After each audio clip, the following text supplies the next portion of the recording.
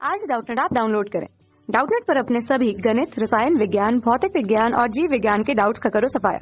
बस प्रश्न की फोटो खींचो, एक ही प्रश्न को क्रॉप करो और तुरंत वीडियो सोल्यूशन पाओ।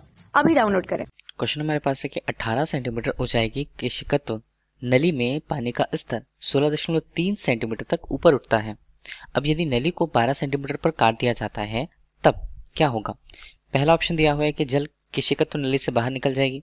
दूसरा है जल 12 सेंटीमीटर की ऊंचाई पर स्तर पर ही रहेगा। तीसरा है केशिकत्व नली में पानी की ऊंचाई 10.3 सेंटीमीटर होगी और चौथा जल का स्तर नीचे चला जाएगा। चार ऑप्शन यहाँ पर दिए हुए हैं हमें। तब देखिए ये यहाँ पर है एक पात्र, ठीक। पात्र में क्या दिया हुआ है? पात्र में एक द्रव भरा हुआ है। चलिए पानी ही बताया गया है कि द्रव के रूप में पानी वहां पर भरी गई है और ये हमारे पास होती है केश नली, ठीक। अब कंडीशन जो पहले बताई गई है कि 18 सेंटीमीटर ऊंचाई की केशिकत्व नली में, देखिए ऊंचाई हम कहां से देखते हैं? केशिकत्व नली द्वारा कितनी प्राप्त की गई है उसे हम देखते हैं जल के स्तर से। केश नली में या केशिकत्व में जो जल का स्तर है वो कितना होता है, तो उनके बीच की ऊंचाई को तो हम यहाँ स्मॉल h के रूप में लें तो ये मान कितना है? ये मान है 16.3 प्रारंभिक रूप से। ये किस में है? सेंटीमीटर पर। जबकि बताया क्या गया है कि इसके लिए केश नली की जो लंबाई होती है, केश नली की पूरी लंबाई यहाँ पर कितनी बताई गई है?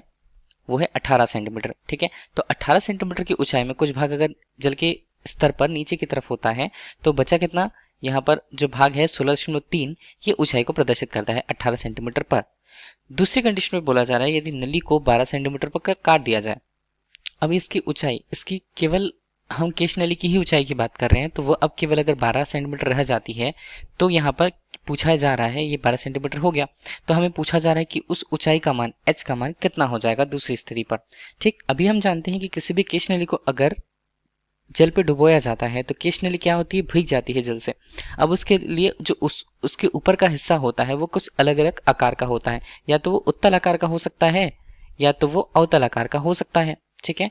तो सामान्यतः अगर केश नली और पानी का उपयोग यहाँ पर हो रहा है तो यहाँ पर अवतल संरचना बनने वाली है। तो इस तरह की एक अवतल संरचना अगर बनेगी तो उसकी त्रिज्या होगी जिसे हम नवचंद्रक कहते हैं। तो यह हिस्सा नवचंद्रक कहलाएगा, ठीक है। और नवचंद्रक के लिए उसकी जो त्रिज्या होती है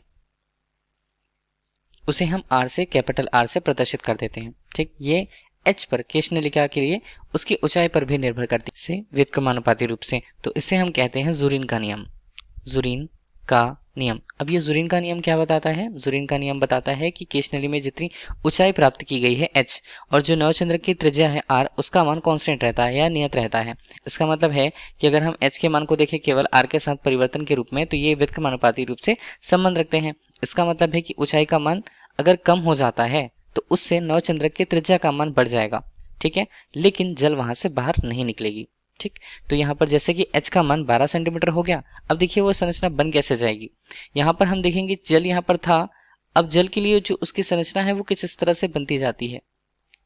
देखिए बाहरी रूप से ये जल कुछ इस तरह से फैल जाएंगे, लेकिन इसकी नवचंद्रक की त्रिज्या जो है वो बढ़ जाएगी, लेकिन ये जो जल है वो बाहर नहीं निकलेगी, ठीक है। तो ये हमारे लिए क्वेश्चन का आंसर हुआ। तो इसे हम देखें कि जल कितनी ऊंचाई तक पहुंचती है? 12 सेंटीमीटर की ऊंचाई तक ही जल पहुंचने वाली है। उसके बाद नवचंद्र का आकार जो है वो काफी ज्यादा बढ़ जाएगा। तो ऑप्शन नंबर बी यहाँ पर करेक्ट आंसर है। Thank you. कक्षा 6 से 12वीं से लेकर नीट, IIT, JEE वो एडवांस के लेवल तक 1 करोड़ से ज्यादा छात्रों का भरोसा। आज ही डाउनलोड करें डाउटनेट ऐप या व्हाट्सएप करें अपने सारे डाउट्स 8400 400 400 पर।